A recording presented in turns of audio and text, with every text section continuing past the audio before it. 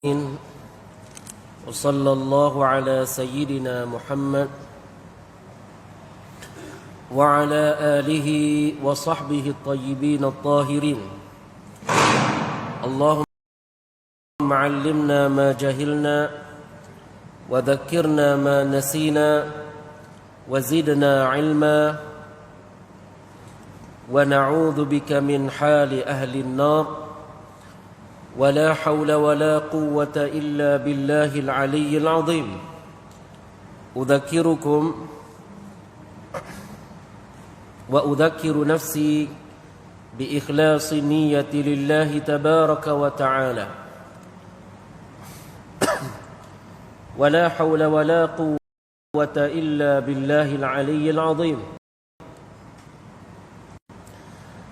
Hadirin muslimin dan muslimat yang dirahmati oleh Allah Subhanahu wa taala, bertemu kita pada malam ini menyambung perbahasan kita insya-Allah dalam kitab Syarah Matan Abi Suja', dan pada pertemuan yang sebelum ini kita membahaskan tentang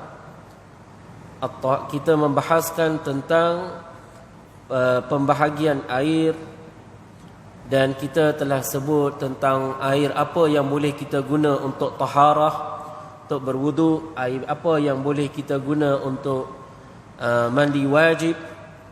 Ini kita telah bahaskan pada pertemuan sebelum ini, dan setelah itu pada pertemuan yang seterusnya kita telah membahaskan tentang air apabila jatuh di dalamnya najis, dan kita telah bahaskan air yang banyak tu apa di sisi fuqaha, bagaimana air itu kalau sekiranya banyak dan kiranya air itu kalau sedikit bagaimana di sisi para fuqaha.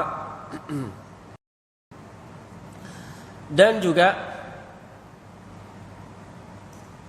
setelah itu kita membahaskan tentang ad-dibagh, yakni sertuan dengan menggunakan kulit. Itu yang kali terakhir kita membahaskan daripada kitab ini sebelum kita masuk tentang berwuduk. Sebelum kita pergi masuk tentang wuduk ni, ada dua tajuk yang disebut oleh para fuqaha. Satu berkenaan hukum al-awani, hukum perkakas. Ini dalam kitab fiqah ini biasa disebut di awal-awal kitab. Jadi dalam kitab kita ini dia sebut tentang hukum al-ina, hukum alat perkakas, tuan-tuan. Ini yang kita rujuk kepada pinggan, rujuk kepada pinggan mangkuk, garfu, sudu, pisau. Ini dia panggil al-ina lah, barang yang kita guna untuk makan dan kita guna untuk minum. Ini peralatan ini disebut dalam bahasa Arab al-ina. Al-ina' ni paling banyak sekali digunakan, bekas yang digunakan untuk kita isi dalamnya air dan kita minum, paling banyak digunakan. Jadi di sini satu bab yang disebut oleh pengarang kitab, dia kata faslun wala yajuzu isti'malu awani adh-dhahabi wal fiddati wa yajuzu isti'malu ghairihima minal awani. Jadi isunya apa? Tidak harus, yakni tidak harus ini haram hukumnya menggunakan, kalau orang dulu kan dalam kitab lama dia sebut bejana. Hari ni agak sukar sekali orang awal, orang yang sekarang ni nak tahu makna bejana ni. Dia alat perkakas itulah, bekas air, apa tu, mangkuk, misal contoh gelas, apa tu, teko. Inilah alat-alat perkakas yang kita guna untuk makan dan minum itu. Jadi haram menggunakan alat perkakas yang diperbuat daripada emas dan perak. Ini tajuk dia. Wa yajuzu isti'malu ghairihima minal awani. Manakala menggunakan selain daripada emas dan perak harus pula. Harus. Ini tajuk yang dibahaskan oleh Abu Suja' radhiyallahu an. Maka difahami daripada ini, kata Imam Ar-Ramli dalam kitab Ghayatul Bayan, dia kata kalau kita guna selain daripada emas dan perak, kita pergi situ dulu. Kita guna alat perkakas yang ia diperbuat daripada selain emas dan perak. Misal contoh, dan benda tu suci, dia bukan dibuat daripada kulit babi ke, kulit khinzir, kulit babi atau kulit anjing. Tak. Dibuat dia daripada, misal contoh, daripada kayu. Daripada kayu. Dan baginda Rasulullah sallallahu alaihi wasallam sabit dia gelas minuman Nabi itu, cawan Nabi itu diperbuat daripada khashab, diperbuat daripada kayu. Ada tak rumah kita sekarang ni tuan-tuan, cawan atau bekas yang diperbuat daripada kayu? Ketahuilah baginda Rasulullah sallallahu alaihi wasallam, itu yang baginda Rasulullah gunakan. Nabi pernah guna tuan-tuan daripada kayu. Dan maknanya harus ini, harus kita gunakan alat perkakas daripada kayu, senduk daripada kayu, sudu daripada kayu, kuali daripada kayu tak ada lah kan. Apa tu, benda yang seumpama tadilah. Ataupun dia diperbuat daripada pasu, misal contoh, apa tu, tanah liat tu kan, yang macam pasu, boleh juga. Ataupun dia diperbuat daripada tembaga, kan, sudu daripada tembaga, misal contoh gelas daripada tembaga, harus. Ini kata Imam Ar-Ramli, harus itu. Atau dia daripada besi, harus juga. Atau daripada rasas, apa, sulfur, rasas, boleh juga. Atau daripada misalan daripada kulit, masa. Tapi kulit di sini kita dah bahas sebelum ni, bukan kulit anjing atau bukan kulit khinzir, bukan anak yang keluar daripada perhubungan di antara anjing dan khinzir, atau salah satu daripadanya dengan binatang yang lain, anak yang keluar daripada mereka, maka kulit tu tak boleh kita guna untuk jadikan bekas ni. Baik, itu maknanya harus kita gunakan alat perkakas jika daripada perkara tersebut. Kerana warid dalam hadis Nabi sallallahu alaihi wasallam, tawadda'a min ina'in min sufrin wa min ina'in min Nabi sallallahu alaihi wasallam berwudu dengan bekas yang diperbuat daripada ina'in min sufur, yakni bekas yang diperbuat daripada tembaga. Dan tembaga itu berwarna merah seperti warna emas. Tapi bukan daripada emas warna je seperti warna emas, bukan emas, bukan disadurkan dengan emas, tidak. Dan juga bekas yang diperbuat daripada batu, min hijarah, batu tur namanya. Maknanya bekas kalau diperbuat daripada batu pun boleh. Cuma yang jadi tajuk perbahasan kita pada malam ini dalam kitab ini ialah menggunakan alat perkakas yang kita bahaskan tadi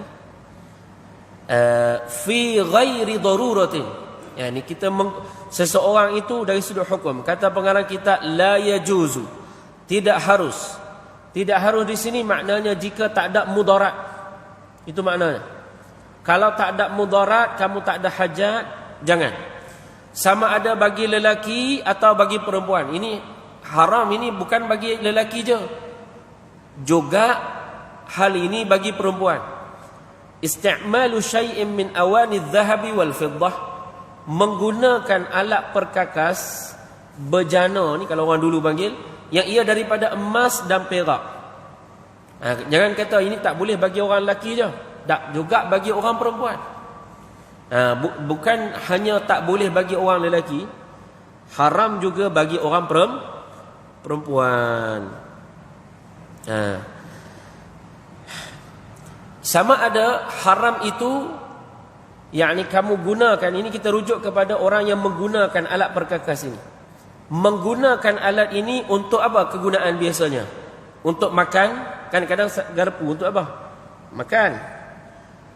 Pinggan misalnya untuk apa? Makan. Gelas untuk minum. Sama ada penggunaan alat itu untuk kita makan. ataupun untuk minum misal contoh, ataupun untuk taharah. Apa makna taharah? Untuk kita ambil wuduk dengannya. Kadang dia baldi misal contoh, daripadanya. Baldi daripada emas, daripada perak misal contoh. Dia pergi ke luar negara dapat yang ni. Dia ada duit dia beli, ataupun dia dapat hadiah daripada kedutaan misal contoh. Ini hukum dia, ada hukum syarak padanya. Dari sudut hukum haram, kerana warid dalam hadis ada nas nyata tentang keharaman perkara ini. Nabi sallallahu alaihi wasallam bersabda dalam sebuah hadis, la tashrabu fi aniyati adh-dhahabi wal fiddati wa la ta'kulu fi sihafihima. Maknanya, jangan kamu minum di dalam bekas yang ia diperbuat daripada emas dan ia diperbuat daripada perak. Dan jangan kamu minum daripada piring kedua-duanya, bekas daripada kedua-duanya. Kadang diletakkan makanan kan, misalnya contoh pinggan, diletakkan dia, tapi pinggan itu daripada emas, daripada perak misalnya contoh, daripada emas ataupun perak. Maka haram berdasarkan hadis ini, yang mana hadis ini hadis yang sahih, riwayat Al-Bukhari dan juga Muslim. Sama ada bekas yang kita guna ni, alat perkakas yang kita guna ni besar. Kadang dia buat dalam bentuk keras tangan, kecil je. Kecil je dia buat. Sama ada besar ataupun kecil. Kan? Menggunakannya. Kita duk bahas ni isu menggunakannya. Sama ada dia sudu hak besar ke sudu hak kecil ke, sama je dari sudut hukum. Sama ada kamu guna dia untuk bersuci ke, berwuduk dengannya ke, kamu guna untuk makan ke, untuk minum ke. Dan termasuk dalam keharaman menggunakan ini, dan ini mungkin kita tak terlibat sangatlah, orang Melayu jarang saya tengok, alat celak kening, bekas celak kening itu yang dia celup, tak tahu tuan-tuan panggil apa, bekas celak kening. Lepas tu ada batang tu yang dia celup tu. Yang tu kan dia ambil letak dekat kening tu. Celak kening ni sunat lah bagi lelaki memakai, kerana warid dalam hadis Rasulullah sallallahu alaihi wasallam. Cerita di sini ialah bekas celak kening itu ada batang dia tu, mirwat tu. Batang itu tu diperbuat daripada emas. Menggunakan itu dalam letak celak kening itu harus dalam agama. Tapi kamu guna alat tadi yang ia daripada emas, kadang ada orang buat macam itu, itu hukumnya adalah haram. Kenapa? Kerana dia buat itu tak ada mudarat. Kalau orang tu ada mudarat, kita tak cerita di sini isu mudarat. Kerana ada seorang lelaki, dia ada penyakit pada mata. Ini saya cerita tentang mudarat. Maka dia jumpa doktor, doktor kata tak ada ubat lain melainkan satu je cadangan daripada saya, iaitulah kamu pakai celak kening itu batangnya daripada emas. Kerana sebahagian daripada doktor zaman dahulu mereka sifatkan rawatan mata itu ialah dengan guna celak kening batangnya itu daripada emas. Kalau begitu, dan ia adalah daripada doktor yang thiqah, yang muslim, dia cakap macam itu, dan inilah satu-satunya cara untuk buat rawatan tersebut, maka ketika itu dia buat dalam keadaan darurah dan hukumnya adalah harus. Kita tidak cakap tentang isu ini, kita cakap orang tak ada mudarat ini. Kalau dia pergi semata-mata dia nak tidur, maka dia ambil dan dia letakkan pada mata, hukumnya adalah haram. Kerana apa? Termasuk dalam menggunakan alat perkakas yang diperbuat daripada emas ataupun perak. Dan dalam hal ini yang paling banyak yang perlu kita ingat ialah al-qalam, pen, yang ia daripada emas dan perak, dia termasuk dalam perkara ini. Kalau dia daripada emas dan dia termasuk dalam perak, maka dia termasuk dalam hal ini. Yani haram menggunakan al-qalam, pen ini yang ia diperbuat daripada emas dan atau dia diperbuat daripada perak, termasuk di dalam isu yang kita bahaskan ini. Dan keharaman ini ada khilaf tak di kalangan ulama? Tidak, ijma'. Kata ulama ini adalah dengan kesepakatan para ulama. Ini isu yang kita sebut ini, ulama sepakat padanya dan tidak ada khilaf padanya. Baik, yang kita sebut tadi orang menggunakan alat itu. Menggunakan alat perkakas tersebut. Macam mana kalau sekiranya dia tidak menggunakan? Dia tidak menggunakannya tapi simpan je. Kan ada juga kan macam itu. Dia beli, dia pergi melancong, misal contoh dia pergi pergi satu tempat dapat hadiah misal contoh, maka dia simpan, letak dalam almari. Dia ni simpan, dia tak guna. Adakah di sini hukum menyimpannya sama dengan hukum menggunakannya? Yang ni dia beli misal contoh alat perkakas, cawan ke apa ke, dari emas, tak dalam almari. Adakah sama hukumnya dengan menggunakannya? Maka di sini para fuqaha kata, dan ia adalah pendapat yang al-asah, yakni pendapat yang paling tepat dalam isu ini, hukumnya adalah haram juga. Kerana sebab apa? Kerana fuqaha kata iqtina'uhu yuaddi ila istimalihi. Ittikhaduhu, simpan itu bawa kepada guna. Kalau tak ada, tak guna dah. Tapi kalau dah ada, orang Kelantan kata perlu ada, guna. Kan? Dah ada tu tuan-tuan, lama-lama takkan nak ada gitu. Lalas sekali guna. Dia kata biasanya simpan ni bawa kepada guna. Satu ketika guna juga. Jadi oleh kerana itu pendapat yang asah, pendapat yang tepat dalam hal ini, haram seperti mana menggunakannya. Walaupun begitu, jujurnya ada satu pendapat, walaupun pendapat ini dhaif, kita sebut jugalah, bahawa ada satu pendapat yang kata semata-mata simpan sahaja. Dan dia memang ada niat dalam hatinya tidak akan sekali-kali guna. Dengan syarat ini, maknanya memang dia simpan dan dia memang ada niat dalam hatinya takkan guna. Maka atas dasar ini kata fuqaha harus dia simpan perkakas yang diperbuat daripada emas dan perak di rumah dia tu harus. Tapi ini pendapat yang dhaif kerana ulama-ulama dia telah jawab kalau dah ada lama-lama guna. Maka oleh kerana itu pendapat yang al-asah yang lebih tepat iaitulah ianya haram juga. Ala kulli hal, kita sebut ada dua pendapat dalam hal ini.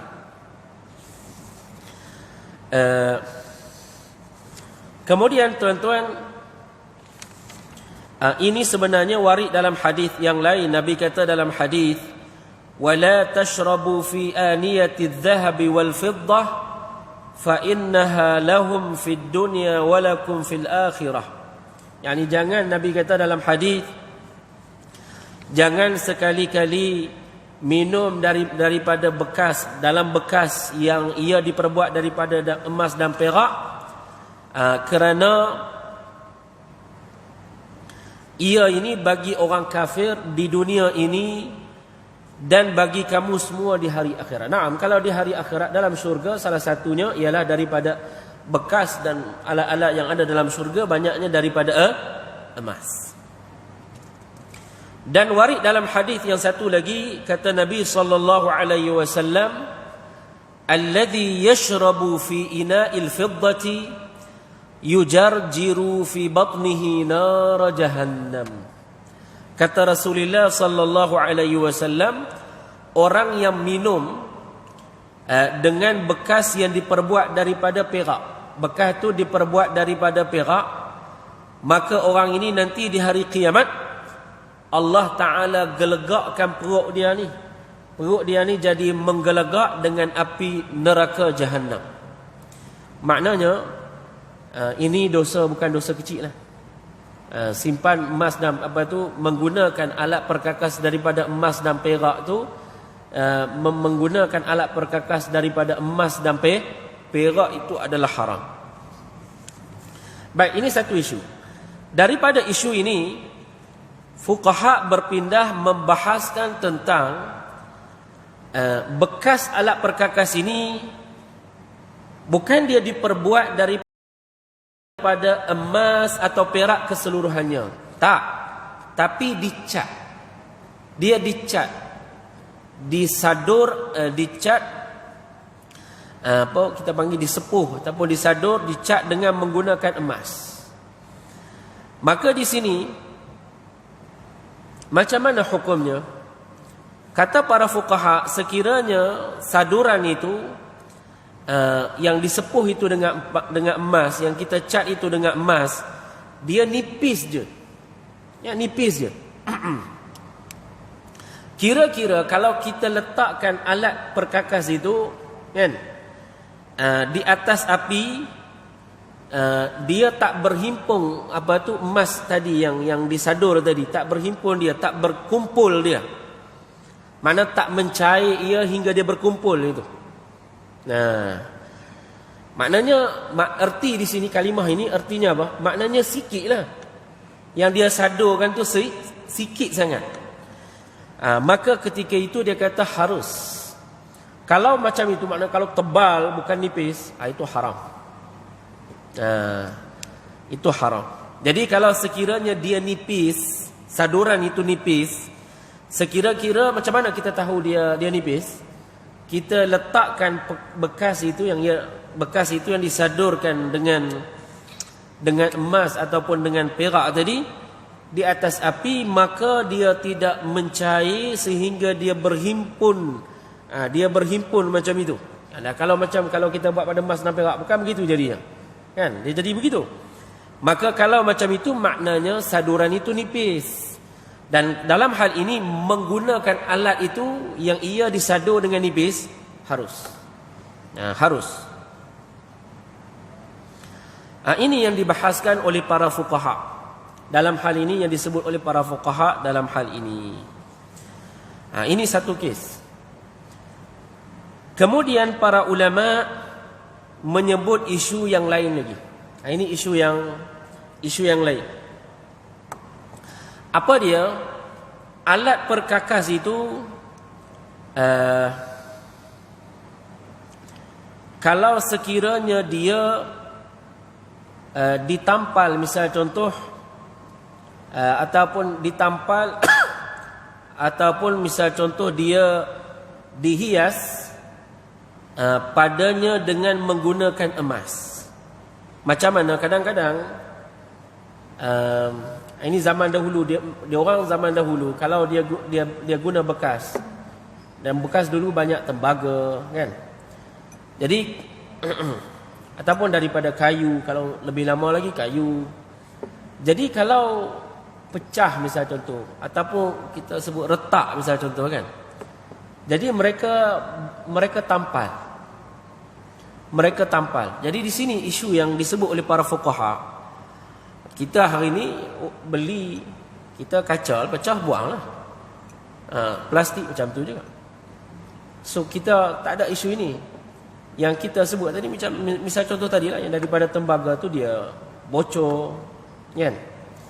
Bila dia berkarat tu dia bocor. Jadi di sini timbul isu kita tampal dia.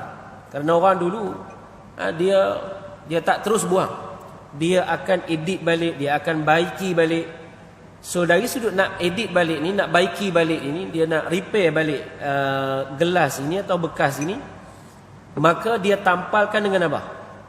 So dalam hal ini perbahasan fuqaha, kalau dia tampal dengan emas, kerana material emas ini lebih kuat, ataupun dia buat dengan perak.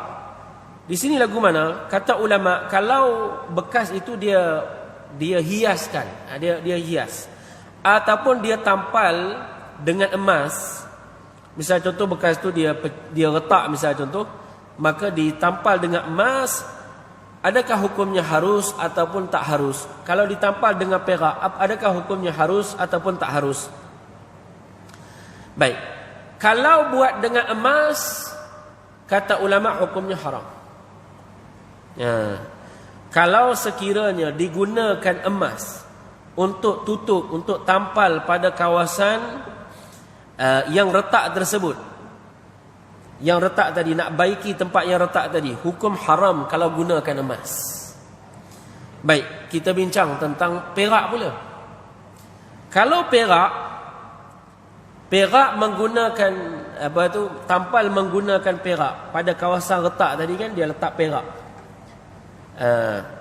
Maka di sini kalau guna perak dengan hajat, dengan keperluan inilah, nak baiki retakan ini, maka hukumnya harus. Baginda Rasulullah sallallahu alaihi wasallam pernah ada satu bekas, dan bekas itu disimpan oleh Anas ibn Malik. Anas ibn Malik ini tuan-tuan, dia hidup dengan Nabi kita sallallahu alaihi wasallam selama 10 tahun. Anas ibn Malik buat khidmat kepada Rasulullah. Anas ibn Malik ini lama dengan baginda Rasulullah. Tuan-tuan, bila kita baca kitab-kitab hadis, kita akan dapati banyak hadis-hadis yang diriwayatkan oleh Anas ibn Malik radhiyallahu an. Anas ibn Malik dia ada satu bekas daripada Rasulullah sallallahu alaihi wasallam. Satu ketika dia buat keluar bekas ini milik Nabi sallallahu alaihi wasallam ketika Nabi hidup. Tujuan dia nak tunjukkan kepada para tabi'in, mereka yang datang setelah dia lah, kepada para tabi'in. Ini nak ceritanya, ini dia bekas yang pernah Nabi guna dahulu. Maka bekas tu yang dia keluarkan tadi, jalur-jalur dia tu ada padanya fiddah, ada padanya tampalan daripada perak. Maknanya Nabi sallallahu alaihi wasallam, tuan-tuan, warid dalam hadis, cawan Nabi yang dia guna untuk minum itu, inak Nabi sallallahu alaihi wasallam itu dia daripada kayu. Lepas tu lama guna tu dia retak. Bila retak, kawasan retak ni dia baiki dia. Baiki dia tu dengan letakkan perak. Subhanallah. Maknanya Nabi ni sangat tawaduk orang dia. Sangat tawaduk. Kalau boleh nak dapat yang lain boleh sahaja, bukan tak boleh. Tapi Rasulullah ini seorang yang tawaduk. Hatta yang macam itu dia perbaiki. Dia perbaiki itu dengan fiddah. Dan untungnya bila buat macam ini kita tahu hukum ni. Maka Anas ibn Malik kata, ini bekas minuman Nabi ini, saya gunakan dia ini buat air dan beri minum kepada Rasulullah banyak kali dengannya. Inilah dia bekas minuman baginda Rasulullah sallallahu alaihi wasallam. Baik. Jadi ini yang kita bahaskan tentang isu ini. Dan ada detail-detail yang kita tak sebutkan di sini, tuan-tuan. Ada detail-detail, sebenarnya sangat detail. Tapi cukup dengan sekadar itu yang kita sebut secara ringkas. Adapun kalau sekiranya menggunakan alat perkakas yang lain daripada emas dan perak, telah kita sebutkan tadi harus. Gunalah plastik ke, kaca ke. Sekarang ni kita guna kaca. Orang dulu mungkin tak ada kaca, dia tak buat daripada kaca, kita daripada kaca. Seramik ke, misal contoh daripada batu ke, daripada besi ke, harus. Berdasarkan hadis Rasulullah sallallahu alaihi wasallam. Subhanallah.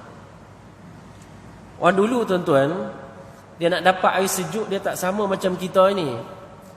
Kita ini nak dapat air sejuk kan, kita bangun pagi-pagi, lap tarik mata, basuh muka, buka peti, minum air sejuk kan. Orang dulu, orang kaya di zaman dulu, dia nak dapat air sejuk macam mana? Orang kaya, jangan tanya orang miskin, sukar sekali. Orang kaya di zaman dulu nak dapat air sejuk macam mana? Dulu, tuan-tuan, ada istilah dia panggil jarrah. Jarrah ni kulit binatang. Dia maknanya dijahit tepi dia tu, kemudian digantung di atas ni, kemudian dia buat satu paip lah, kita kata satu paip. Jadi kalau berdiri boleh buka paip itu, letak minuman. Jadi kalau dah simpan dalam bekas, dalam kulit tu, dia jadi sejuk air. Tu orang kaya zaman dulu.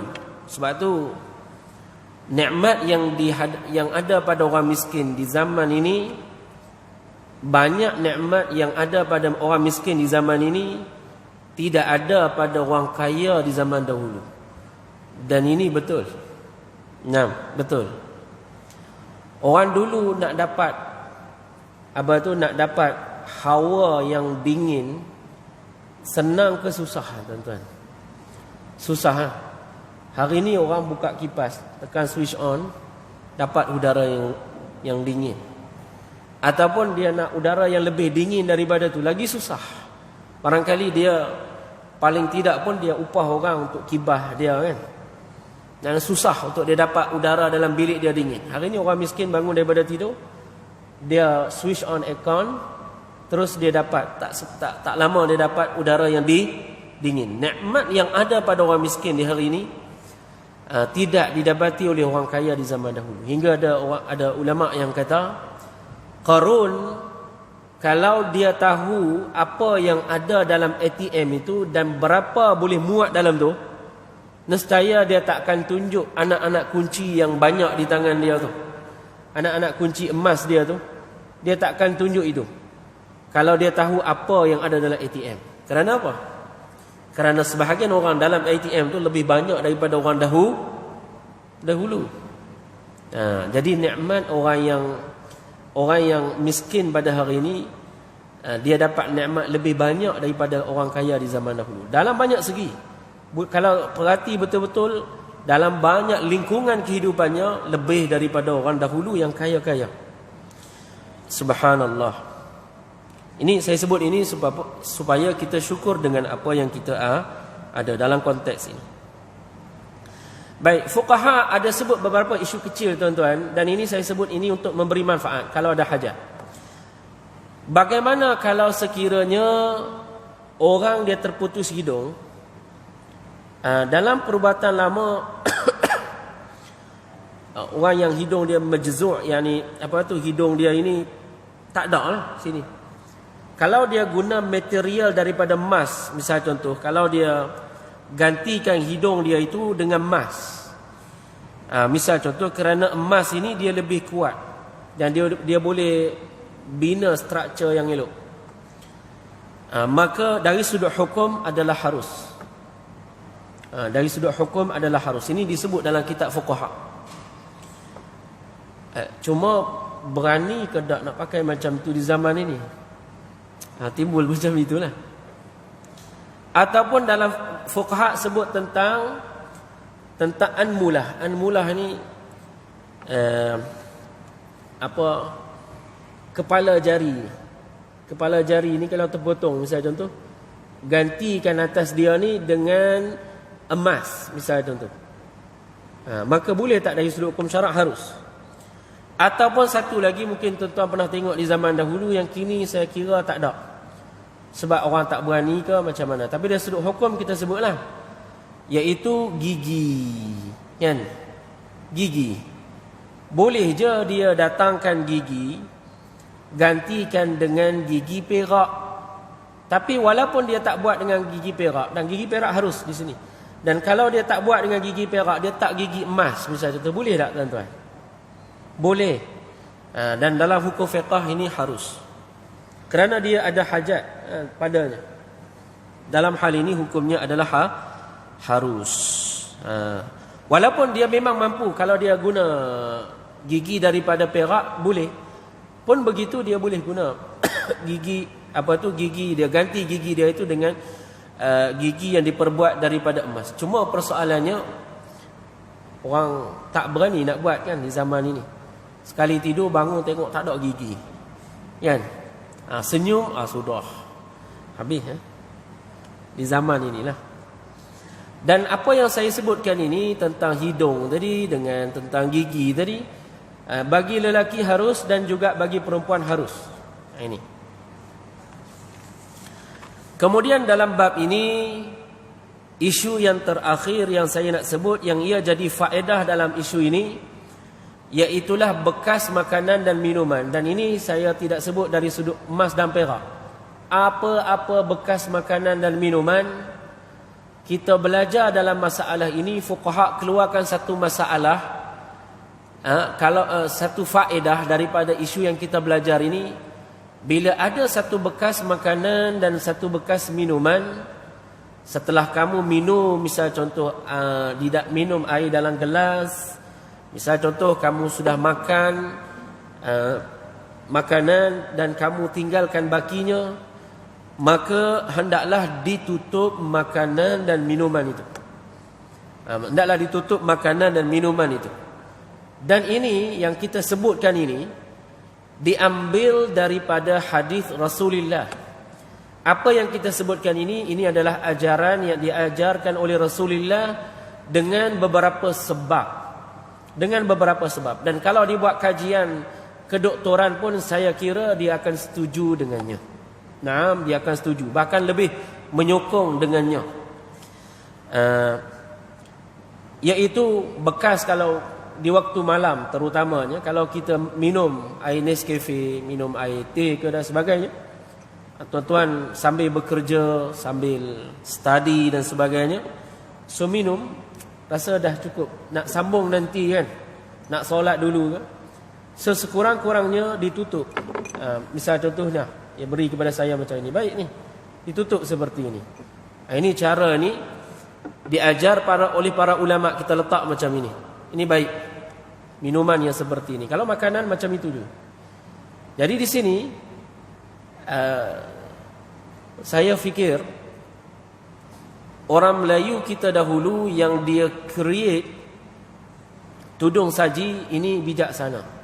Boleh masuk dalam satu idea yang brilian yang dibuat oleh orang dulu dalam rangka nak mempraktikkan hadis Rasulullah sallallahu alaihi wasallam, dan kita berbangga dengan hasil kraft tangan tersebut.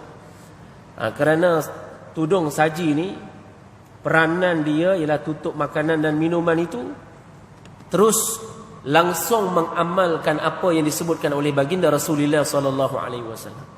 Naam, kalau kita biarkan terbuka gelas dan minuman dan letak dalam peti dan peti itu ditutup, itu pun berhasil.